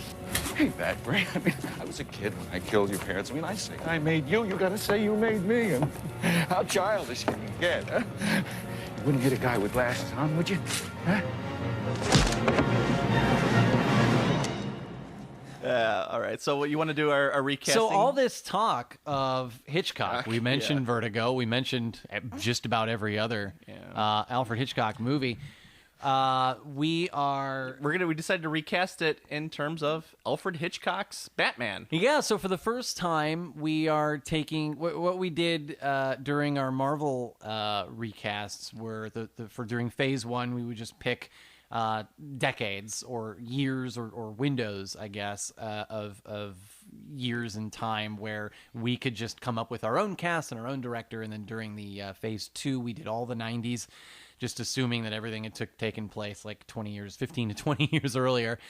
But for this one, we decided that we would pick the director. We're going with As If Alfred Hitchcock in the mid 50s. I just went with 56, 57. What? Good evening. Wait, I don't know why. That's Bela Lugosi. Wait, I went with. Well, I'll get to that. Good evening. Yes, a little bit of a different voice. So Alfred Hitchcock's sort of mid 50s Batman. Batman. Yeah. Just because what would that movie look like? Because we already kind of talked about the like Batman the Gay Blade. Like you could do this in terms of like an action adventure Errol Flynn, Rudolph Valentino movie. You know, like like what was the Ivanhoe or the what's the pirate one, the famous pirate one, the masked. I don't know. By the way, the movie that Thomas and Martha Wayne take young Bruce Wayne to go see that he's killed in is actually Zorro the Gay Blade. Is it? Okay. Yeah. I couldn't... I thought I remembered seeing it. In Nolan's movie, they take him to go see Die Fledermaus. Yeah, right. The one opera, the only opera with lots of bats in it. Let's take our son, who has expressed a debilitating fear of bats in particular. We're going to take him to that opera. Damn it, Martha, we're going to culture this kid if it's the last thing I do. Our son is terrified of geishas. Ooh, the Mikado's playing. Like, for God's sakes, people. Context. So this is going to be really fun for our fans who are listening to this who are like, hey, I've never watched a movie pre-1980. So let's talk about. Do we have a lot of those? Let's talk about old timey movie actors. So most people have seen at least a Hitchcock movie at that point. I'm sure. Come on, the 1950s Hitchcock. This is starting with, I forget what he did in 1950. It was a movie I probably haven't seen, but 51 Strangers on a Train. Trouble with Harry is in there. Psycho. To Catch a Thief. Yeah, Psycho kind of is 1960, so that kind of is the start of that. But North by Northwest in 59. Vertigo, of course, in 1958. Rear Window in 54. To Catch a Thief, I mentioned, I think was also maybe 54 or 53. Dial M for Murder was 1954. The Birds, that was later. That was The 60. Birds was 63. So I mean, I see it. You see it maybe. I don't want to get ahead of you, but you mentioned seeing it this way, maybe as sort of a swashbuckling, sort of action adventure kind of movie. I see it as more of like a darker kind of like North by Northwest, where it's got like a element of mystery to it. I see it a bit as some noirish elements, some sort of spy elements, but more of that that's organized crime, definitely. Someone's probably trying to kidnap a politician or something. Is probably the. So what Kevin texted me, he wanted to do just let's just pick some characters and I kind of put it as I got my Batman, I got my leading lady, and I got my villain. So that's the way I kind of did it. Yeah, that's fine. Yeah, because I didn't want to be constrained by we're remaking this movie in particular with this plot and these characters. Yeah. Although I did essentially go with mostly these characters. Yeah, so. I did as well. I think it's I actually threw in a Harvey Dent as well. So did I, and I have a feeling, as you said, we're going to have a nearly identical cast. I bet a lot of overlap, but we'll see. Yeah, let's do Batman first. Who did you have? We start with Batman. Well, let's say one.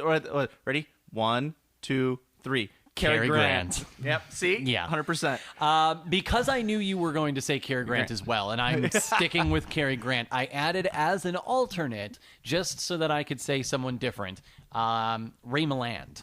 I have no idea who Ray Milland is. Ray Milland was one of the stars in the I guess you would say the villain of Dial M for Murder. He's the former tennis pro who wants to arrange for having his wife murdered. Okay. He's also in The Long Weekend. He's the star of that movie. Oh. Okay. I was tempted. You put the caveat on me of he has to be worked with someone Hitchcock that before, Hitchcock worked with during the 1950s, particularly. Yeah, because my other then that will. So you may have yeah, but that's whatever. I went early 60s. But it was Gregory Peck was my alternative. But I know Okay. he hadn't been in any Hitchcock movies, so I did when we were talking about it. Well, my wife and I were talking about it. I did mention Gregory Peck as well. now, Vicky, we're not necessarily going to do this. Well, it was funny because I was trying to do my impression of Cary Grant as Grant. Batman, and I goofed like my voice. I realized the Cary Grant impression I was doing was way more of a Gregory Peck impression. Then I went, "Oh, Gregory Peck would be good," but I don't think he worked with Hitchcock. Or if he did, that's what I said. I don't know yeah. if he worked with him in yeah, that decade. I went with Cary Grant mainly because he died in the Quad Cities, and no, it's just Cary Grant. Cary Grant. I have stayed at that hotel, Hotel Blackhawk in Davenport, Iowa. It's a beautiful hotel, and I have to say, Haunted by Cary I'm going to Grant. go ahead and plug it because if you can get to the Quad Cities and you have enough money to like have a night out, like go kind of out on the town, stay in a really nice hotel, and like eat a really nice dinner, like you can get what would cost you in downtown Chicago like 3 times as much. You can really live it up for not much money. What about if in I sleep on Davenport, the Iowa. street corner where Humphrey Bogart choked on a French fry? That's gonna cost you But yeah, because those haunted tours are gonna walk by. Cary Grant has the Mid-Atlantic. He does that Mid-Atlantic accent. He Yeah. could pull off the Millionaire Playboy. And he also would look very dashing. Like Oh, he's got yeah. he's got the good like chin. He's a for it. given. Yeah. He's a given. I Yeah. mean, as soon as you start thinking about Yeah. it doesn't even have to be Hitchcock. You just start thinking about Batman in like the late 40s into the 50s and like early 60s. Early 60s, he might be getting a little bit older for it. But I mean, North by Northwest was darling. 1959, and he still could have done it then. All right, Joker, I'm gonna punch you in the face. my mean, Cary I Grant love the idea. just sounds like Katharine Hepburn, but just toned down a little bit. Pretty much. Oh, Batman! Like a slightly more feminine Katharine Hepburn is basically Cary Grant.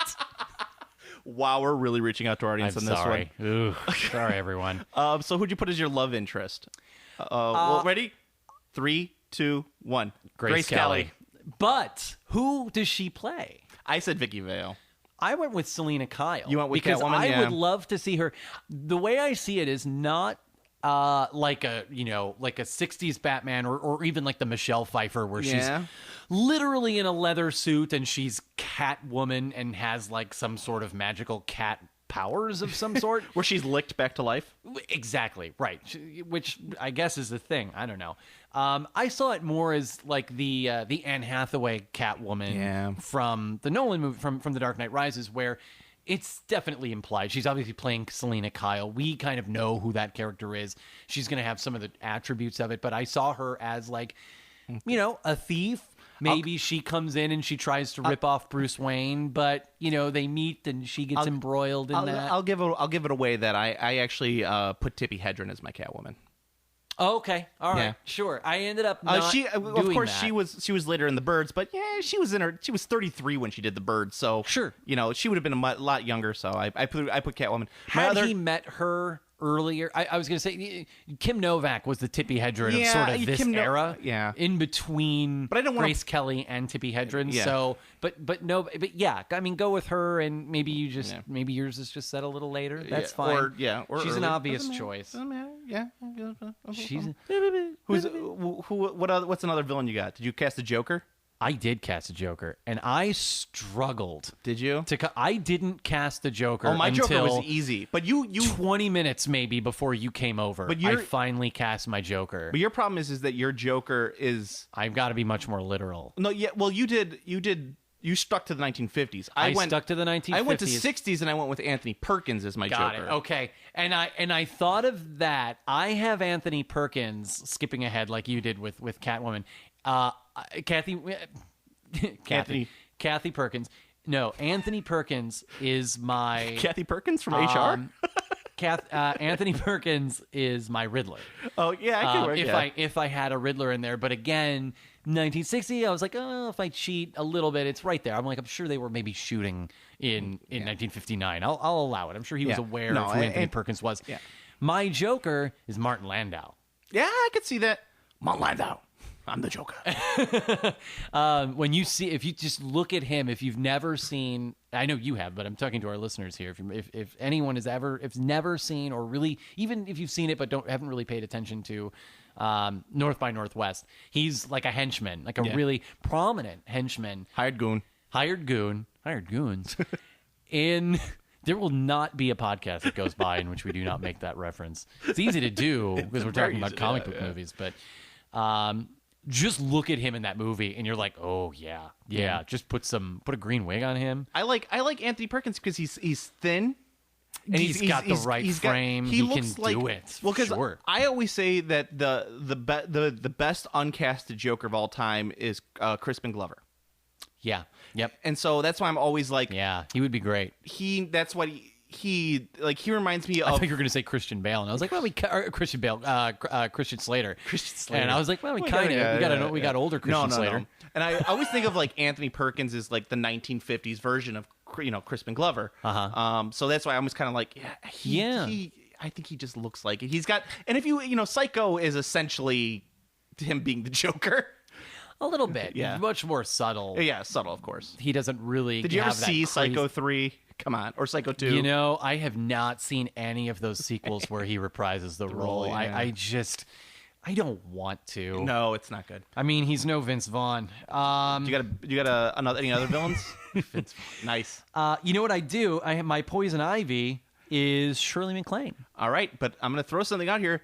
Poison Ivy did not show up till 1966 in the Batman universe. Okay. Oh, because you mentioned her. I know. You texted her to me. I don't know that. Because technically, Batgirl and Poison Ivy were both created for the Batman 1966 TV show because they wanted to sex it up. Poison Ivy never actually showed up on the show, but Batgirl did. That's okay. Hitchcock wouldn't have more than one woman without killing one off early. Killing one in the shower early on in his movie so that he can make way for one. Ooh, I don't like vaginas. He does not care for them. He likes them. He just hates them. Have you seen the Hitchcock movie with Anthony Hopkins? I haven't. I really want to see that. It's interesting. Yeah. It's very grotesque, the bodysuit that they put Anthony Hopkins in. You mentioned that you have a Harvey Dent. Yeah. And who's your Harvey Dent? 1, 2, 3. Jimmy Stewart. Okay, fair enough. There's all of our key overlap because... it just makes sense. It's such a because he's got to be in the movie, but he's not going to play Batman. No. Well, my parents are dead. No, yeah, it's like you can't. My have Jimmy like, Stewart's is always a Don Knotts. Well, there's two Jimmy Stewarts. You had young Jimmy Stewart. It sounds like that. It's all crazy, like Clarence. And then you got old Jimmy Stewart back when he's like, I have a dog named Bo. But the young Jimmy Stewart. You can't see him going like, I am the knight. It's like it just doesn't work.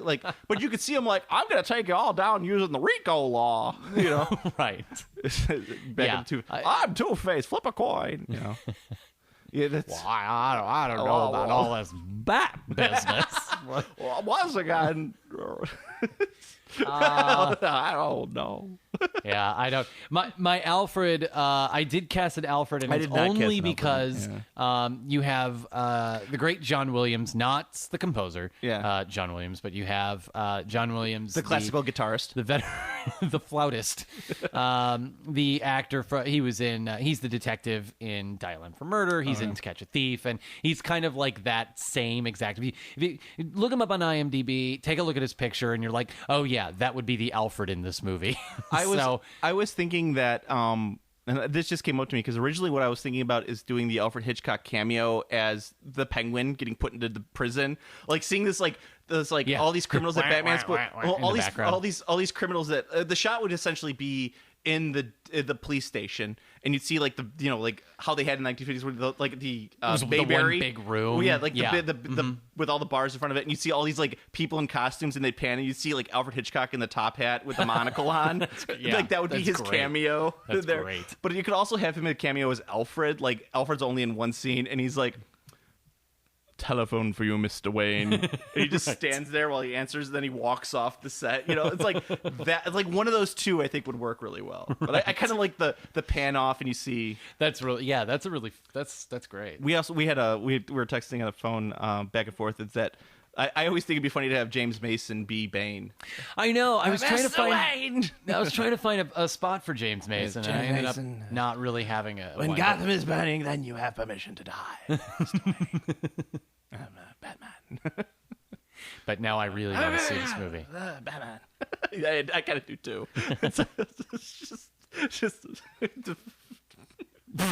I'm sorry, You're just but losing it I'm now. thinking of Jimmy Stewart as there's no Batman. Well, I don't know anything about this Batman, but Oh God, it's Batman. oh, would you look at that? Well, Barry, have you ever seen such a thing? He turns on the bat signal. Man's dressed up like a bat. Well, lasso the moon for you. The moon's got the bat symbol on it. Pulling it down. All right, so we're done. What if we say no? Well, Tony, nobody wants a war. If we can't do business, why, we'll just shake hands. That'll be it. Yeah? Yeah.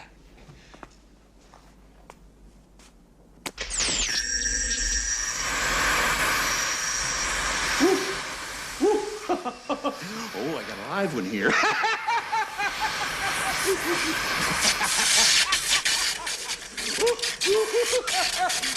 Oh, there'll be a hot time in the old town tonight.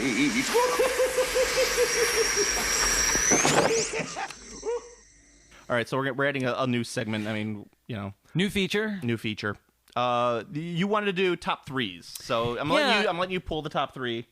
Yeah, so a lot of the as we're doing this podcast and moving on and doing different things, getting out of the shadow for a while of Marvel, I thought it would be fun to also talk a lot more about other movies in general and just kind of think about This one's how going to be a that longer works. cast, but I feel that's just because there's a lot of stuff to eat in this movie, a lot of stuff to yeah. digest. I mean, like, in the future, if we're doing, like, The Punisher, this will be a 20-minute podcast. a little bit. Right. The Hey, movies shoot some people. the movies we don't like, we'll have to we'll try to push it out. But a lot of the movie podcasts will do sort of a top 5 or that sort of thing. We'll do a brief top 3. We're going to do top 3, I thought, just the sake of being different and also because, as you said, it's kind of long enough. So ideally, the theme of the top 3 will be something to do with the movie that we're talking about. And we thought, well, what the hell? Let's go big. Let's go with kind of an obvious one since we haven't had a chance to talk about it before. But we'll do our top 3 Tim Burton movies. Dun, dun, dun, dun. Tim Burton, Tim Burton, Danny Elfman, Tim Burton, Tim Burton. All right, So why don't you start? Yeah, okay, we're doing an order 3, 2, 1, right? 3, 2, 1. We're going to count down. Because I do have it in 3, 2, 1. Okay. Go ahead So my and third start. one's a little bit of a wild card pick. Tim Burton, after you get past like the mid 90s, starts really going downhill pretty fast. I think one of his last great ones that I really enjoyed was Sleepy Hollow, and that's my number 3. Yeah. I really like that movie just because it's a fun Halloween movie that's not too it's not monster heavy. It's not a horror movie. It's not a horror movie. really, but it's atmospheric and it's Tim Burton-y, and it really does something with a story that's actually kind of dumb. If you ever read the original Washington Irving Sleepy Hollow, it's about 90 pages of nothing. Yeah. But It's all the setup, and then the last 30 seconds is the Horseman. Yeah, and the only other adaptation of it beforehand was a Disney musical version as sung by Bing Crosby, which taking away from that. It's very fun. Yeah. But I really like this, and I love Burton's directing in it, and with Johnny Depp in there as well. What do you got? That's a good pick. I like Sleepy Hollow a lot too. I think it's one that my wife and I both like and we both enjoy, and it's good because she doesn't like a lot of scary movies. Yeah. So finding things for us to watch around as we get in the mood, for Halloween, which we both love. Yeah. That's a great one that we can kind of put on while we're doing stuff, and we've seen it so many times we don't have to pay a lot of attention to it. But my number 3 is a movie that I just recently caught up with again. I had seen it before. You're going this one with your 3? I had seen it before. I thought you'd go that one higher. You know what? And that's why I wanted to rewatch it, because I was leaning a little bit higher on it. Again, with 3 movies, that's why the top 5 is nice. I already know what your number 1 is, so... Do you? Well, I guarantee see. you our number 1 is the same. We may have some overlap because, looking at it, I mean, he's done a lot of movies, but he hasn't done that many. It's not a huge... He's an American auteur. He is, absolutely. That I think works in the so. mainstream, yeah. But so I just recently, like I said, caught up with this one again, and I really, really like this movie. Obviously, it's Ed Wood, Another Johnny Depp. Well, that's kind of hard not to pick a Johnny Depp Tim Burton movie. More but Johnny Depp. I mean, as I was thinking about this list, I thought another Martin Landau movie. Well, and exactly, it was Yeah. during my watching of that who won an Academy Award for playing his Bela Lugosi. portrayal, best supporting actor nomination. Good evening. That's where you got that from. You know, I think it's one of those great movies about movies, and I like to think of it as a companion piece in a weird sort of way to a movie like Barton Fink, Yeah. which is about that idea of like that version of Hollywood where if you're trying to make it as an artist and you have this this vision that you think you have for yourself, but you're trying to get your foot in the door of this industry that's about making money. It's about churning out, you know, a boxing picture. Yeah. You know, like they want John Turturro to Yeah. do. They want him to just make a boxing picture. It's either boxing or a wrestling movie. I think it's a wrestling. I can't remember exactly, but it's something like that. And he, of It's course, Coen Brothers. More than likely, it's a wrestling movie. it could be. It could very well be. But and it doesn't help that, you know, Johnny Depp is playing Ed Wood, this recently named as the worst director of all time to Plan 9 from Outer Space and Glen or Glenda, which we get to see him make during the movie. He really just likes Angora. It's pretty much how it goes. No, it's an excellent movie. It's a great Tim Burton movie too because it's about. There's a line where Patricia Arquette is saying that when Ed Wood is trying to recruit Vampira in the movie, in one of the movies that he makes, That's Plan 9. He says no. I think it might be this one that he does right before. Yeah, you're right. But it might have been. She might have been in that one too, where she says that she should be lucky because Ed's the only man in town who doesn't pass judgment on people, and he says that's true. If I did, I wouldn't have any friends. And so Bill Murray, who's has a great role in this That's right, movie he as does, well. yeah. Has this line too when they get baptized in the church. I know I'm talking a lot about this movie, and I'll cut it short in a second here. But he says that he's like, how do you do it? How do you get all of your friends to get baptized for you just so you could make a monster movie? And I feel like that's a lot of Tim Burton's thing, and that's what appeals to a lot of people about Tim Burton is that he always writes these stories about outsiders and misfits and weirdos, and I'll get to that in my number one pick also. Oh, that, I think that's my yeah, okay. that I think appeals to a lot of people, and I think it's a great Tim Burton movie that is just that gets it that people don't think about maybe as much because it's not about. It doesn't have a lot of crazy makeup and crazy stuff, but Johnny Depp does have weird dentures in it. He does. Well, and everyone has eyeliner on because it's all done in black and white. Yeah, because he took all that for Plan 9. Yeah. So my number your two. number two. I think my number 2 is your number 1. It's Pee-wee's Big Adventure. Oh no. Well, go ahead. No, well, I'm just go ahead. You're gonna say it. All right, Pee-wee. So Pee-wee's Big Adventure. It's it's one of the greatest movies of the 1980s. Sure. Bizarre, strange, a travelogue of a cross-American journey. So many great lines, and the performance of Paul Rubens as Pee-wee. That movie would suffer if it wasn't from Tim Burton's both giving your eyes something to look at, but at the same time starving you. Like the bleakness of the landscape as comparison to the just bizarre people and costumes that inhabit Pee-wee Herman's world. Just it's one of the most beautiful movies ever, and it has one of my favorite comedy moments of all time where Pee-wee is saving all of the animals out of the burning fire, and then he keeps on looking at the snakes, going ew, ew, and then he comes the snakes, and then finally he goes in there to save the snakes, and he comes out covered in snakes, and he goes ah, and he falls on the ground, and I can't help but think about that and laugh every time, and of course, no one nowadays can go, I remember the Alamo, yeah. Dottie, I'm in Texas. Are you really? Yeah. The stars shine bright, so big and bright, deep in the heart of Texas. I do love that movie. When I was a kid, that movie scared the hell out of me. Large Marge, and there's another scene, and it's been such a long time. Is it the one where he's like it. passing out and all dinosaurs? Right, and it's a scene where he's getting really overwhelmed by something. I think it might be the scene where he realizes his bike is missing. Oh, yeah. And it's very, because he's suddenly now like in this, he loses his balance, and then we are now thrown off balance. And I remember just really thinking that movie was terrifying. And I saw it as a kid because I loved Pee-wee's Playhouse, the Saturday morning show. And I thought, oh, fun. It's a Pee-wee movie. America's star for a Piazzadora comeback. I'm a loner daddy. So my number 2 is a movie that this is the movie, this will give it away, obviously, but the movie that Tim Burton made right before Batman, Beetlejuice. Big fan of it. I love pretty much everything about this movie. And it's amazing. I won't go into it here, but if you ever get a chance to hear either on like a podcast interview we've done or maybe in magazines where Keaton talks about getting this role and then getting the role of Batman, that's actually a really fascinating story about kind of how he got offered that role. So, of course, this is, you've got just this great cast, too. Gina Davis and Alec Baldwin. Not to mention Jeffrey Jones and Catherine O'Hara. And Winona Ryder, and so Robert Goulet. One of the things and what's his face? The other guy who's at the party. Are you talking about Dick Cavett? Yeah, Dick Cavett. I started to say the late the guy who played Otho. Yeah, but no. Oh my God, I can't think of his name off the top of my head. I'm very sorry. I did not write it down, but no, Dick Cavett at the party. Yeah, Dick Cavett's there. So one of the things I love about this movie, just from how I just love the story. I just love how goofy and campy it is. Yeah. The weird use of music, the use of that violin type of fiddle. Of jumping the line. Oh yeah. All the what's his Banana name? Boat song. What's his name? What's it's Harry Belafonte. Harry Belafonte. Thank you. The Banana Boat song. Couldn't get the H sound out.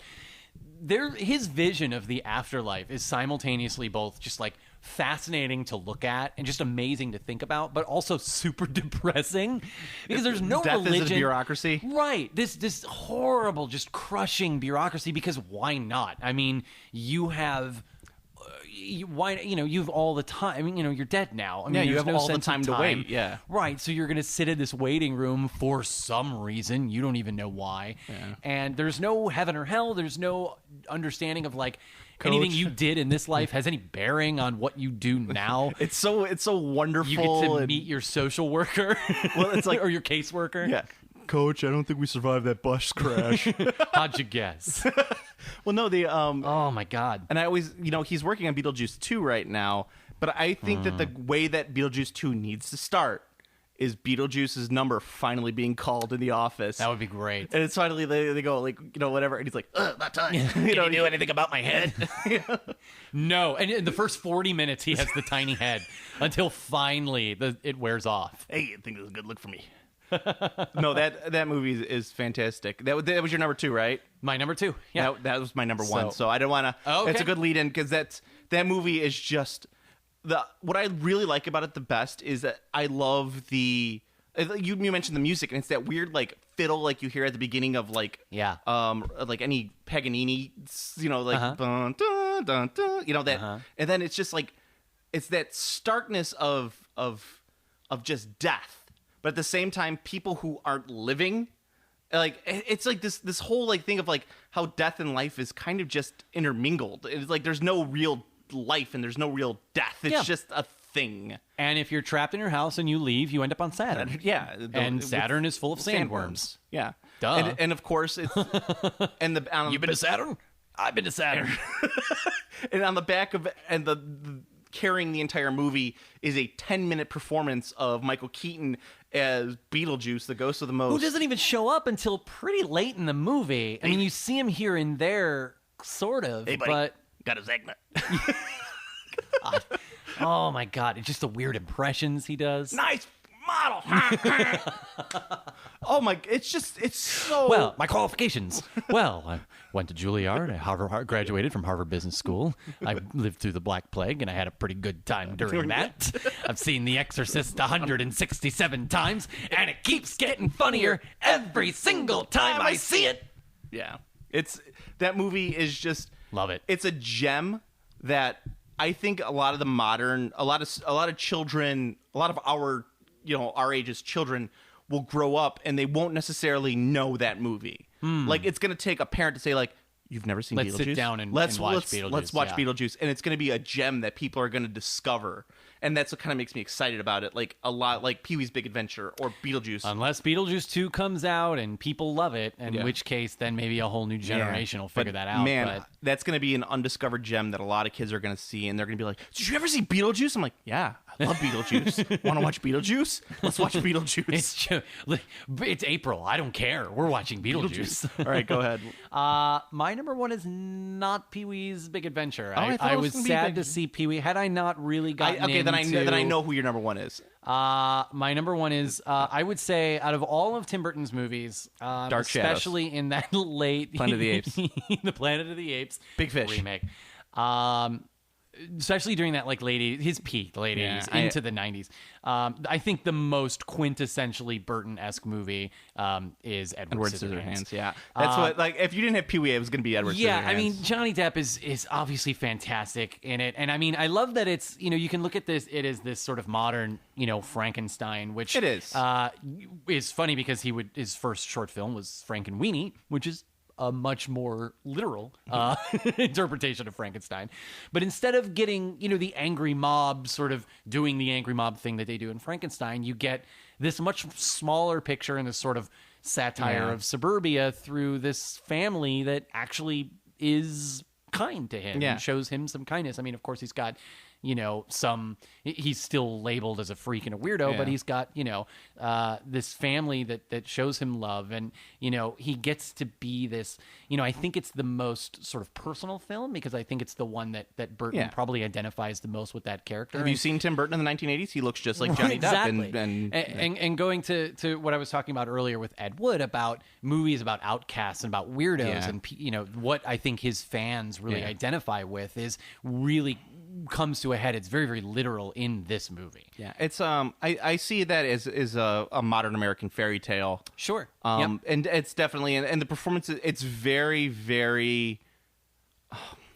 It's esoteric in a lot of ways. Like the performances are all very strange. Nothing is supposed to be natural in that movie, and like even the acting is not supposed to be natural. People are acting against the grain in that movie, which makes it very interesting. I like that movie. It's definitely not in my top 3, as I said, but it's an interesting. Probably if we were watch. Doing top 5, maybe. No. I don't know. I love Tim Burton, but he does. I don't know if I could go top 5. I like that. It might be number 5, but only because there's not a lot of other movies that I would pull from him. Number 4 would be Sweeney Todd. I love that movie. Oh, okay. One of the last great movies he did, but that's only because of the it's actually based off a Broadway musical. So sure, yeah. It has it had nothing really to do with him. It's just he directed a very good interpretation of that musical. So. Pee-wee would probably be my number 4. I think it just got edged out by Ed Wood in the fact that I saw that more recently. Like literally and I watched it this you know weekend. what? I would probably go Ed Wood as my 5, and then it would be probably Edward Scissorhands. Then it'd be Dark Shadows. then I don't think I actually ever caught up with Dark Shadows. I don't think I saw it. Terrible. Did not. Terrible movie. Did not look good. And that's funny because I actually used to watch the original Dark Shadows, but like the one that was on when we were younger. Yeah, that's on like CBS, like for a couple of seasons. I think I watched that one. Barnabas Collins. Yep. That's stupid. All right, so that's about it. Go to planetarbitrary.com for all your Planet Arbitrary needs. Follow me on Twitter at Planet Arbitrary. You could follow Kevin at K White Says. Like our Facebook page, /Planet Arbitrary. You could also listen to our sister podcast, Game Classy Podcast, which is on its own feed.